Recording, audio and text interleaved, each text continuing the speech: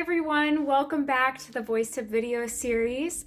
This week we're going to talk about what happens if you crack on a note. I know this happens for a lot of us. It's definitely happened to me. I've gotten a lot of requests for this one specifically, and there's a few different reasons why we could crack on one of our higher notes or have a little blip in our notes there. And one of the reasons is because of stamina. So the last couple of weeks we've talked about breath support and the importance of having that nice deep supported breath. And a lack of breath support can actually cause our voice to be unsupported and can cause the little cracks that we can find here and there.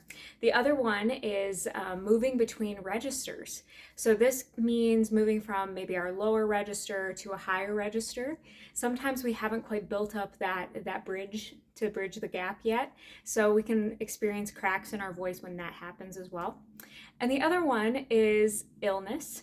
So if we're sick, sometimes our voice just isn't functioning the way that we want it to.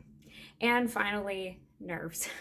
We all get nervous. We all have performance anxiety at times. I am definitely guilty of that.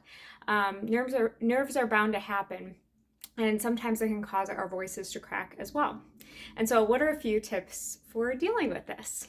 Firstly, I would recommend practice hitting that difficult note multiple times. Whenever you're practicing those hymns or those psalms, just practice that little phrase that you're having trouble with and continue to go up and down and up and down and up and down until you feel so comfortable with it that you would have no issue doing it in a performance, even despite nerves. The second thing I would recommend is practice sliding between those notes. So especially if you're going between registers, I would practice sliding between maybe 3 to 5 notes from the bottom to that top note that you're having a little bit of trouble with.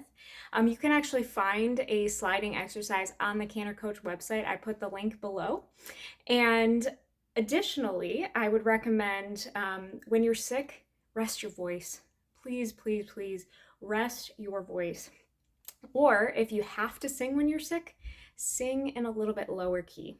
That'll just help you to be able to sing in a little bit more healthy way while you're still dealing with an illness.